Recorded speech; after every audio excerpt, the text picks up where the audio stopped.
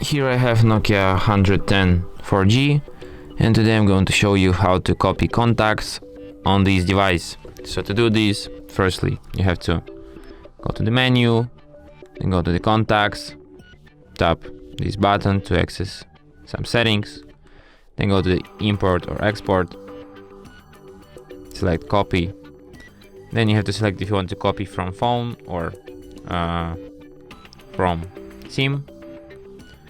Let's select SIM, then you have to select where to. So let's copy to the phone.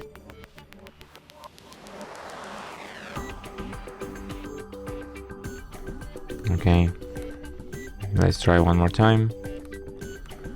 SIM, phone.